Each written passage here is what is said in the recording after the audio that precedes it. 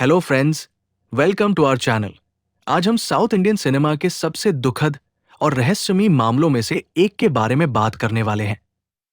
एक ऐसी कहानी जिसने पूरे फिल्म इंडस्ट्री और दर्शकों को झकझोर कर रख दिया था। ये कहानी है एक्ट्रेस प्रत्युषा की, जिनकी जिंदगी महज 20 साल की उम्र में अचानक खत्म हो गई। लेकिन उनकी मौत के पीछे की सच्चाई आज भी एक बड़ा सवाल बनी हुई है। इतने साल बीत जाने के बाद भी लोग ये जानना चाहते हैं कि क्या ये सच में आत्महत्या थी या इसके पीछे कोई गहरी साजिश छिपी हुई थी। प्रत्युषा का जन्म 29 अगस्त 1981 को तेलंगाना के भोंगिर में हुआ था। वो एक सामान्य मध्यम वर्गीय परिवार से थी और उन्होंने होटल मैनेजमेंट की पढ़ाई पूरी की थी। उनकी खूबसूरती, आत्मविश्वास और अभिनय की प्रतिभा ने उन्हें जल्दी ही फिल्म इंडस्ट्री तक पहुंचा दिया। 1990 के दशक के अंत तक उन्होंने तेलुगु और तमिल फिल्मों में अपनी पहचान बनानी शुरू कर दी थी।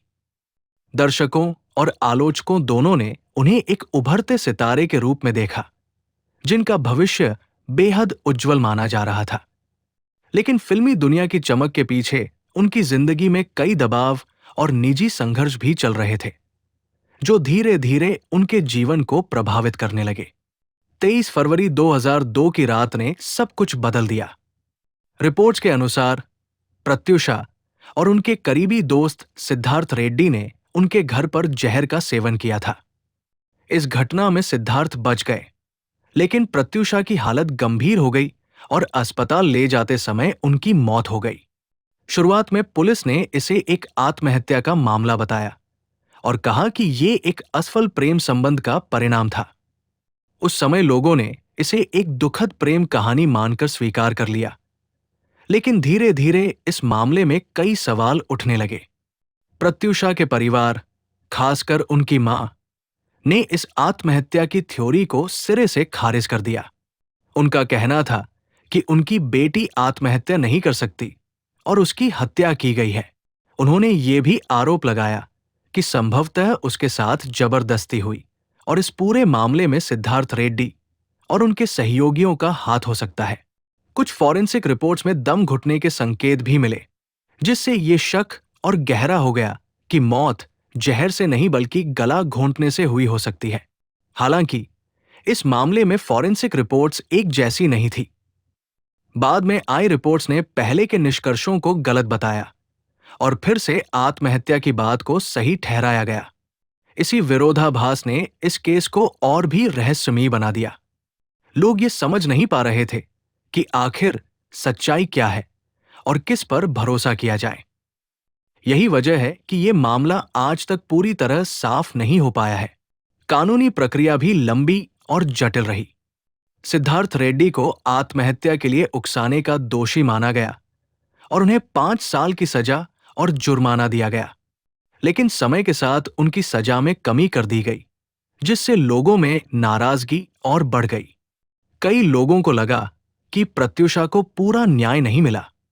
ये केस बार बार अदालतों में उठता रहा और वर्षों तक चर्चा में बना रहा। इतने साल बाद भी ये मामला खत्म नहीं हुआ है।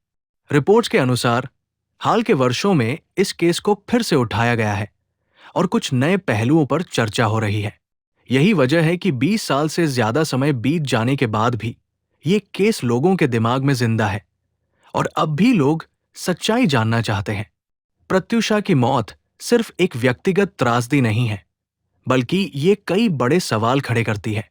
ये हमें दिखाती है कि कैसे निजी रिश्ते, सामाजिक दबाव और कानूनी प्रक्रियाएं मिलकर एक मामले को और जटिल बना सकती है।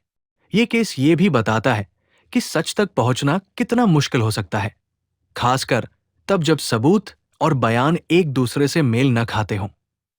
आज भी प्रत्युषा के फैंस और समर्थक न्याय की मांग कर रहे हैं। उनकी जिंदगी, उनका टैलेंट और उनकी मौत के पीछे छिपे सवाल आज भी लोगों के दिल और दिमाग में जिंदा है। ये कहानी हमें ये याद दिलाती है कि हर चमकती हुई जिंदगी के पीछे कई अनदेखे संघर्ष हो सकते हैं और सच को सामने लाने के लिए धैर्य और हिम्मत दोनों जरूरी होते हैं।